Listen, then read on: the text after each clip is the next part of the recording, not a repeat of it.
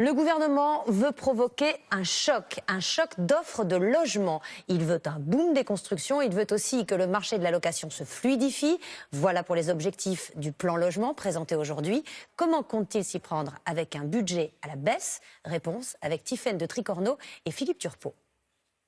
Construire plus, plus vite et dépenser moins, c'est l'objectif du gouvernement. Première ambition, encourager la construction, notamment dans les zones tendues. Pour inciter les propriétaires à vendre leur terrain, des abattements fiscaux sur les plus-values sont mis en place jusqu'en 2020. 100% d'abattement si un terrain est vendu pour bâtir un logement social, 70% pour du logement libre. Pour construire plus vite, les normes seront simplifiées et les recours abusifs plus durement sanctionnés.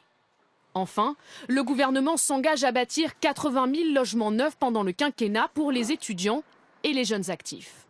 Deuxième ambition, fluidifier le marché de la location. L'objectif, c'est de faire diminuer le coût des loyers, c'est de faire diminuer cette progression incessante des loyers qu'on connaît depuis 40 ans. Pour favoriser la mobilité au sein des HLM, une commission va être créée. Tous les 6 ans, elle réexaminera les besoins des locataires pour proposer à chacun un logement adapté. L'État va aussi créer un nouveau bail appelé mobilité pour les personnes en formation, apprentissage ou stage.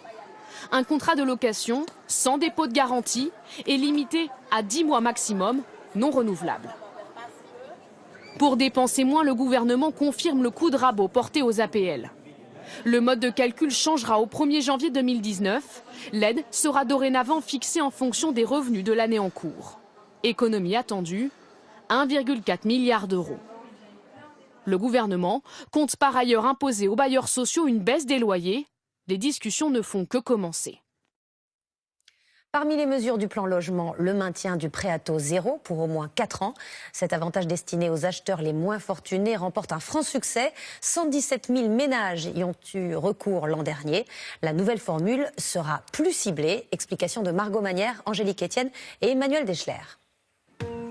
À la campagne ou autour des villes, terminer le prêt à taux zéro pour les logements neufs. Le dispositif sera supprimé dans les zones périurbaines à partir de 2019 et dès l'an prochain dans toutes les zones rurales. Objectif du gouvernement, réserver les aides aux zones tendues où il est très difficile d'acheter. Ici, vous avez l'exemple de 4 maisons dont les propriétaires ont pu bénéficier du prêt à taux zéro.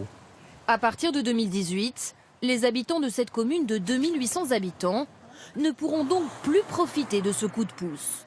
Pour le maire, la fin du prêt à taux zéro pour les logements neufs risque d'éloigner les familles déjà peu nombreuses. Le prêt à taux zéro nous permet d'accueillir de jeunes ménages.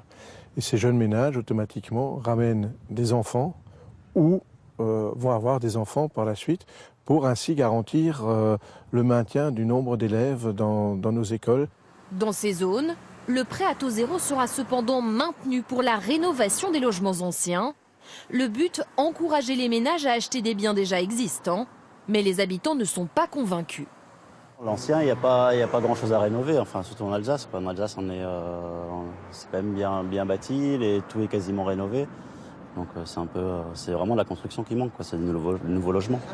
L'an dernier, près de 120 000 ménages ont eu recours au prêt à taux zéro.